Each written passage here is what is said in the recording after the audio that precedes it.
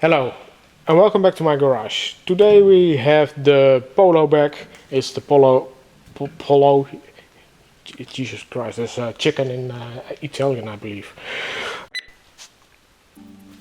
Hello and welcome back to my garage. And again, the Polo is back. It is the Polo from Robin. Say hi, Robin. Hi. Robin. Robin. Good boy. It is the Polo. It is 1.2. It's from 2010. This time we need new shocks. The shock is leaking, and that's a MOT or a annual safety check failure here in Holland. So we're going to change it. The car has drove about 180,000 kilometers. I don't know what it is in miles, so Google it. We're going to replace the shock with a, well, in this case from Kype. It's a good shock. I really don't like Momro. I got a lot of bad experience with them. I don't say they're bad shocks, but I don't like them. So that's why we're going for Kype. They're reasonably they're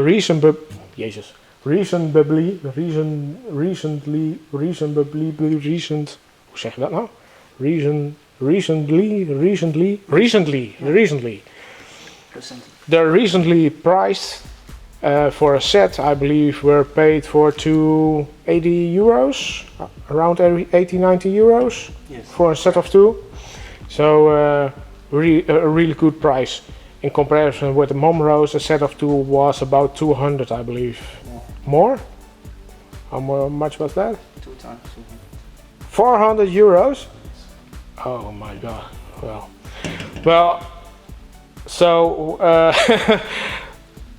a lot of money, at least here in Holland. So maybe online it will be a bit cheaper, but we're going to replace them with Kypes. So enough said, let's get going.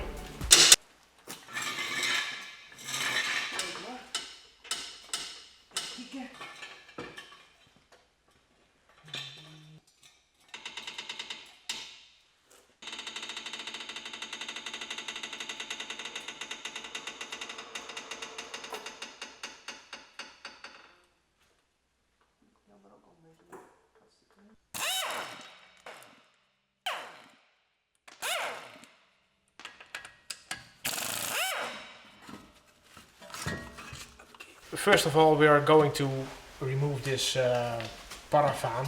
I don't know exactly the English naming of it, but it's this panel.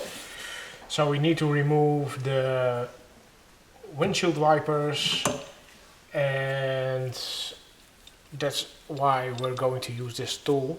You don't have to use this tool, but ask Robin why we are going to use this tool now.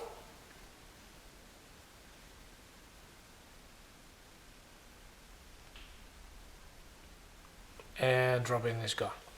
So, well, with his Golf 4, he tried to remove the windshield wipers with brute force, and he cracked the windscreen. So I still don't know how he get that, but it happens. So we are going to use this. You don't have to use it most of the time. If you unbolt it and with a little bit of wiggle you can get them out, but sometimes they're really stuck, and then these are very handy and not that expensive. I would think I paid $3-4 for it. So, well, first of all, we're going to remove the rubber trim. Just pull it off.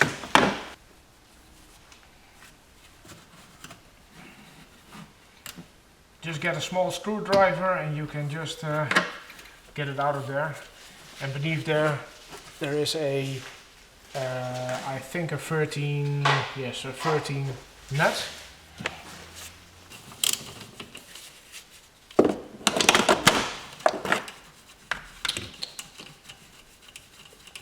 If you don't have a tool like this, most of the time if you are just take the wiper arm and just rock it back like this, most of the time it will pop loose.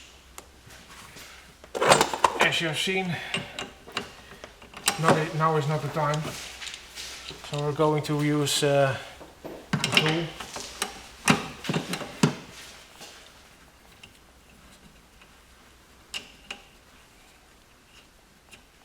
If you're going to use the tool, the best thing to do is just thread the nut a little bit back on, so that the pin doesn't slide off. And now it's just a matter of tightening the nut, and hopefully it will pop loose.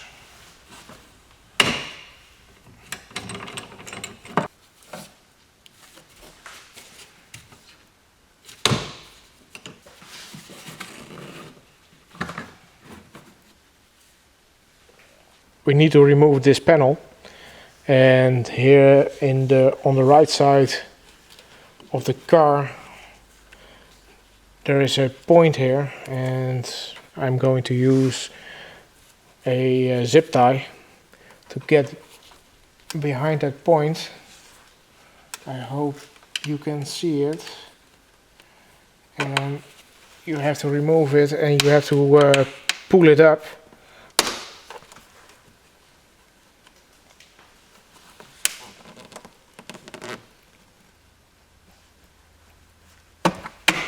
So, it's a bit finicky, but you have to pull it up. If you are going to use a screwdriver or something, please be very careful, because you can crack the windscreen very easy, and someone is grinning at me right now, and I have to keep my composure.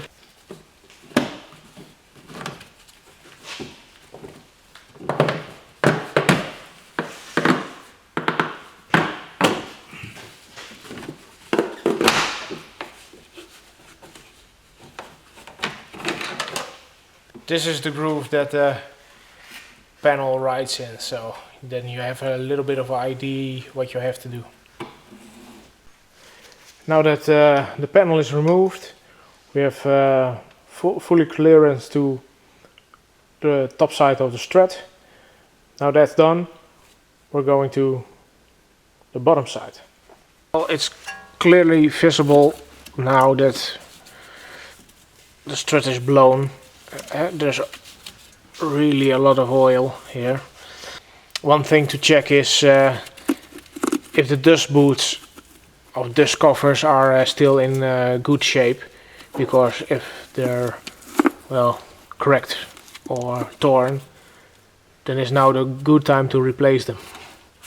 But in this case they're okay, so we're going to reuse them. When you do this, I highly advise you to get also some new stabilizer uplinks. Most of the time what will happen is the ball joint will spin and you won't be able to get this out. It's going to be a nightmare. We did not get new ones, so we're going to the nightmare scenario.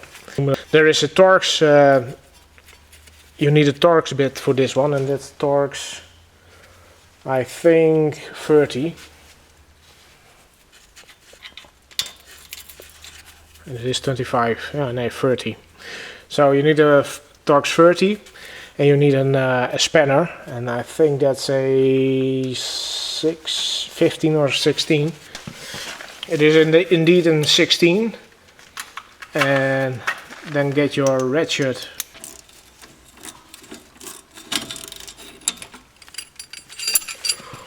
Well, this wasn't that bad, but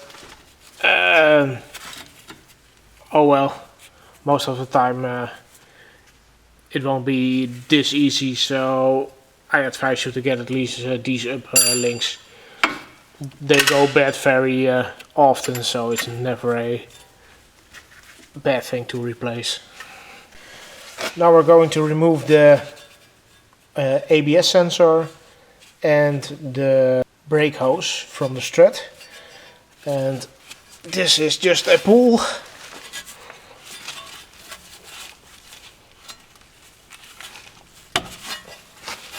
And here is a clip. You need to remove this clip with a screwdriver or just a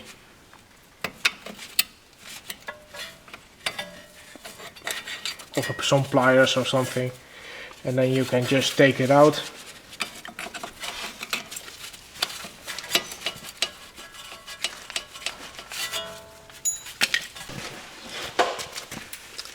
Okay, now we are going to remove this bolt and nut. The problem is that the other side is held in place with a 12-point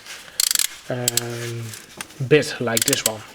The only problem is this one is a bit too small, and I don't have any bigger. I don't have a bigger one, so we have to a little bit improvise. Hopefully it will come loose. So, You mean you've got a small one? yeah, I've got a small one, Robin. Now there you have it. As you can see, it is a 12-point bolt, but because it has a thick head, Robin, you can grip it with a vice grip. So now before you're going to remove the top bolt of nut, what I like to do is just hammer the knuckle down, because now the strut is in place and you need to apply force to this knuckle to make life a bit easier. And maybe we can, yeah, you can put a chisel in the slit here, and that widens up the jaws of this of the hub.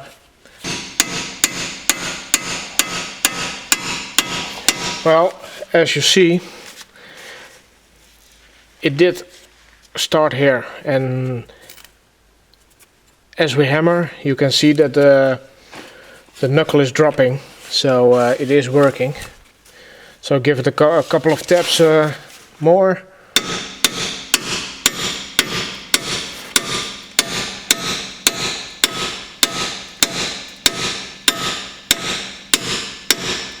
You cannot drive it in too much, because you have the chance that it will split the knuckle. So what we're now going to do is, as you have seen, it is loose now. We're going to take another chisel and or a punch and whack it from the top. Or use a old extension piece.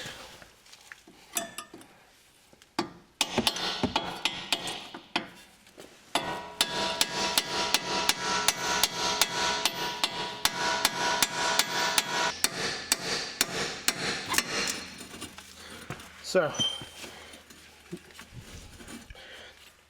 it is not that complicated, but of course, tool bolts, like most Japanese cars, is a lot easier. But oh well, German engineering, I think. The top place is just, well, pop the lid and held in place with a nut.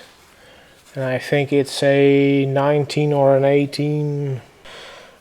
Normally, if you use an impact, you can just put a socket on it, and most of the time it just ratchets out. But if you don't have one, then use just a socket with a ratchet. The chances are that the shaft is spinning. If the shaft is spinning, then you need to use one of this. You need a deep ring spanner, and then just like this, and then you use a Allen key to hold it in place. But we're going to use a air hammer. This is a 21, by the way.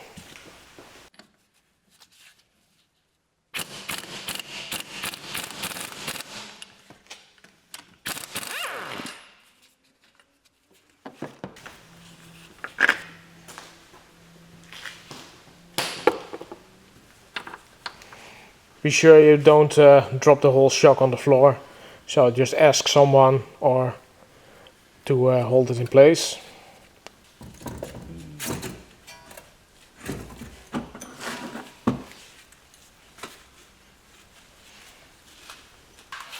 So now the strut is out and you need to remove the spring. You can do, if you feel a bit lucky, then you can do just undo this one and let it all go, and hopefully you won't lose an eye. Or you can use compressor springs, and today I feel like, well, just losing compression springs. Yeah, I know, I'm a little bit of a pussy.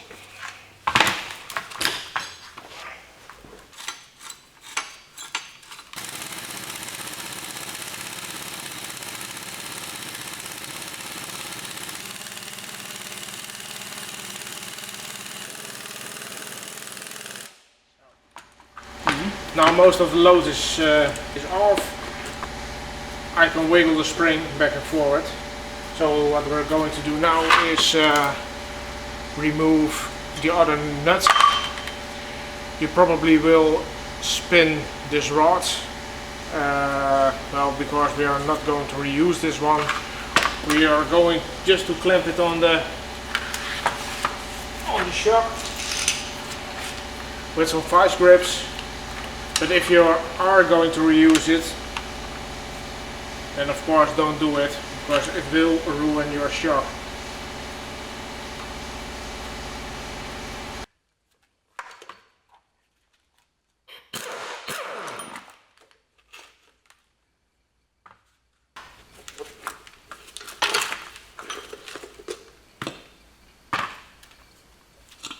So now we can remove the dust cover. And as you can see, it is really dirty, so Robin loves to clean, so that's the price for being cheap. And the bump stop, and this is, I think, the cradle to keep the dust cover in place. So we must be gentle to remove it, because, well, it is all plastic.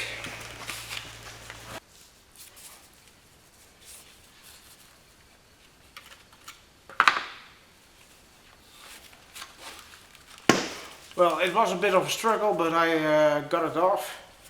So now we're going to clean everything up and put it on a new shock.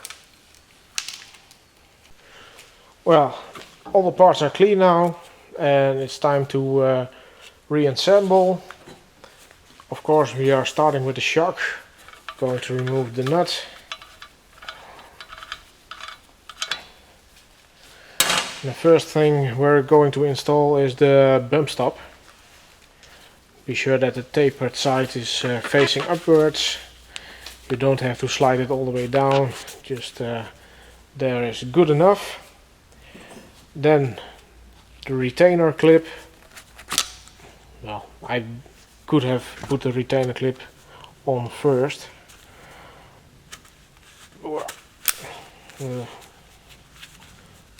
Like so. Then we can put back the dust cover.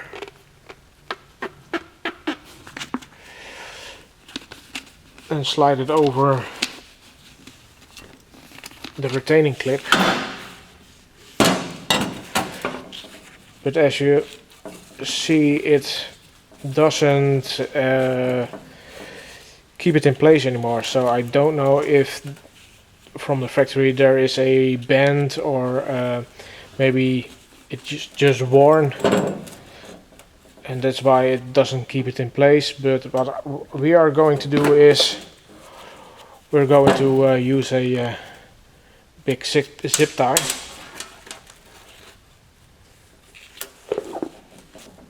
So tie this tight, and then snip the rest off.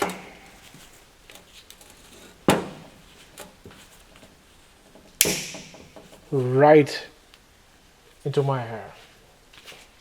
Well, better than in your eye.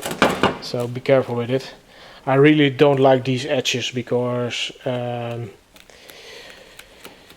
most of the time you are in your engine bay and zip tying everything together, and you leave a nice little sharp edge on that, and the next time you need to do whatever inside the engine bay, and what you're going to do is you're going to cut yourself on this little bastard here. After Legos, you know, your Lego mines, they're horrific. This is the next most painful and the thing you can have. So, to keep the world a better place, cut it off, melt it off, but don't leave it as it is. Keep your children safe, people. Now, this thing is on now. Then we have to... I think it was... oh yeah, the big boy over here. The spring... oh, maybe I can show you one thing first. The spring here, the point of the spring has to go into the notch. So...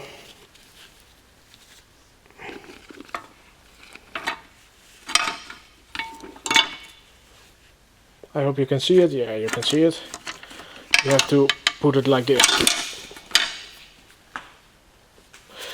Most of the time the thing I like to do is put some little bit of grease, because they can squeak or, well, sometimes make a bit of a noise. So we're going to put some copper grease underneath the spring.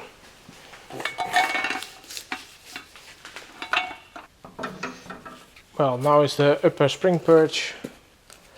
It goes on like so. And then the top bearing, it goes with the dome side up.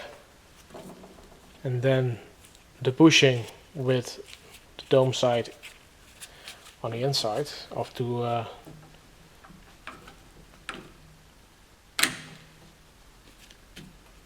the bottom, and then the small nut is going back in there, and again there's a 21, so it doesn't have to be that tight, just tight. And now it's a good time to be sure that everything lines up correctly, and then we're going to remove these spring compressors.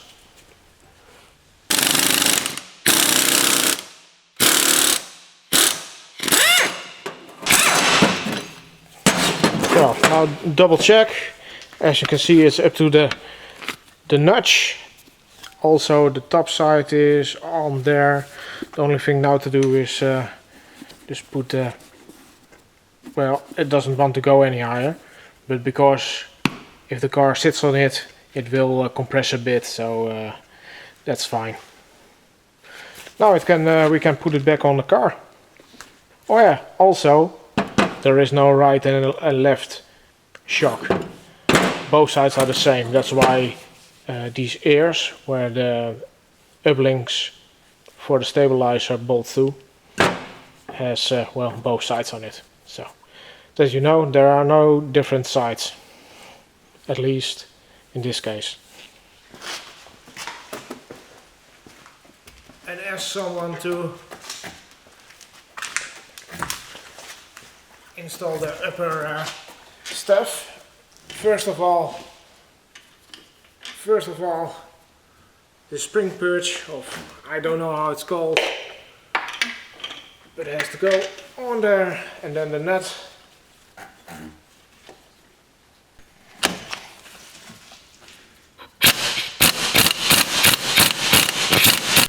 Well, now we have to line up the shock with the hole, and as you see, we don't get here now. So what we're going to do is we get our jack and we're going to raise it from below.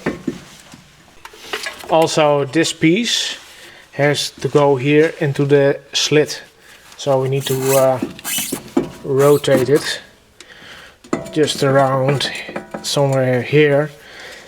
The only problem is the chisel is now in the way, so we are going to remove it and just pump up the jack, and as you will see, it will go back in its place.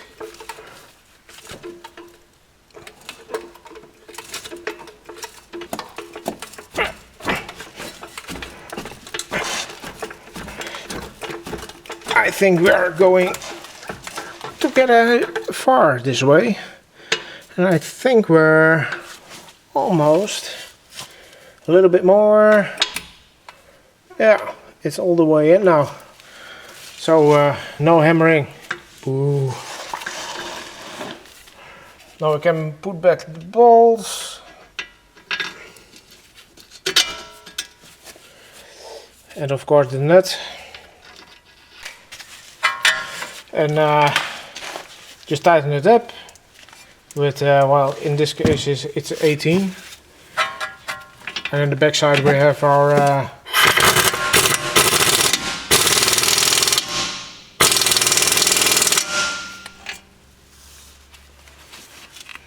that's it.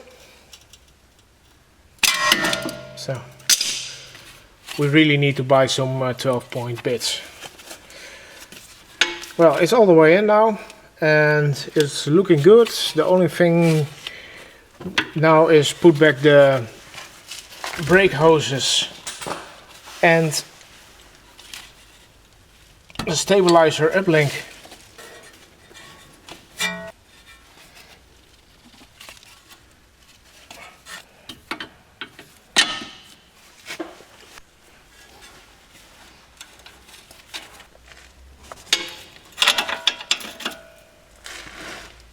Tight.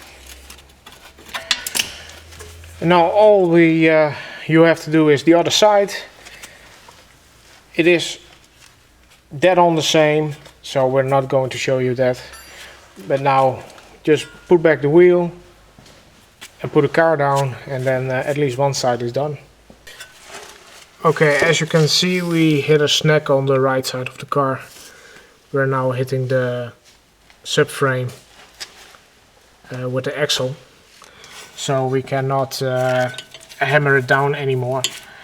So we need a solution, and what we're going to do is we're going to unbolt the ball joint, and in hope that we can shift the whole assembly to the right, and that we're going next to the to the right. There we have room to lower it further. So let's hope that that works. So if you're doing the right side, this is a hurdle you must overcome. These 3 bolts are 16, by the way.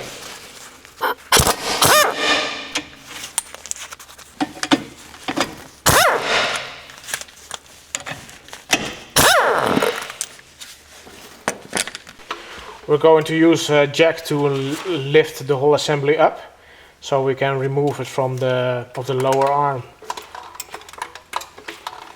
It looked like this is going to work, so be assured that when you do the right side of the car that you have to loosen up the ball joint.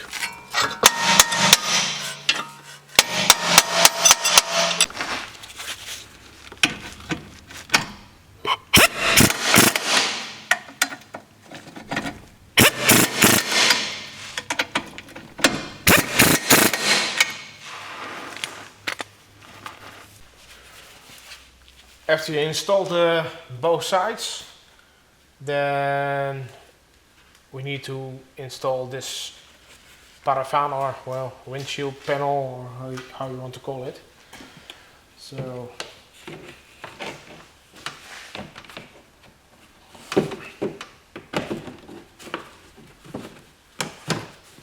just lay it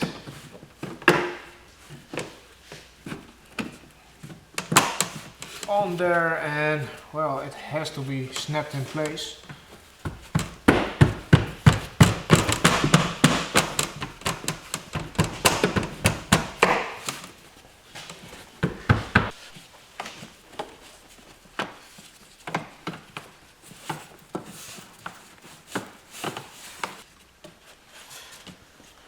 Well, and that's it. Oh no, we have to install the windshield wipers. Sometimes it is a big guess to where they come, but I don't know how well it's going to show on the camera, but you can see some dirt here. This is the line where the windshield wiper is set all the time. So if we are going to put it back on the same place, then well, it should be alright.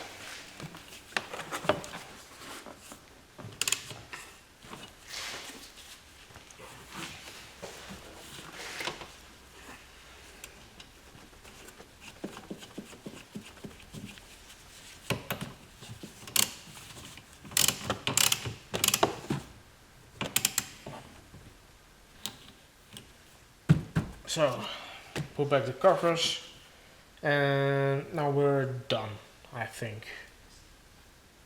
Yeah.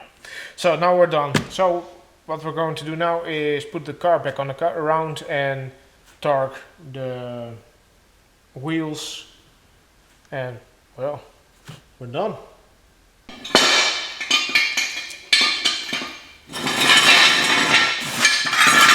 Yeah.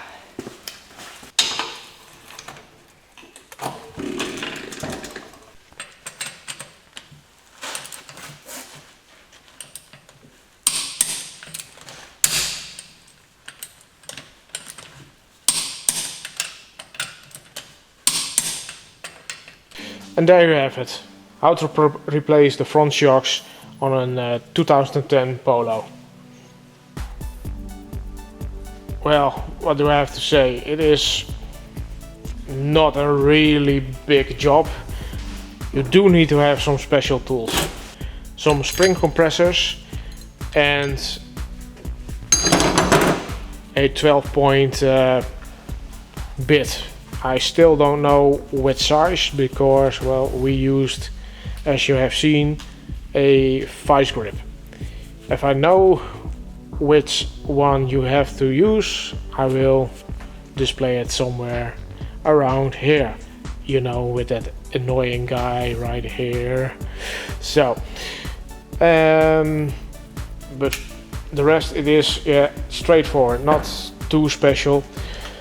The only thing you may want to consider is getting new top mount top bearings, because we reused them, but they were a little bit, they were okay, but if we had known, then we would have replaced them.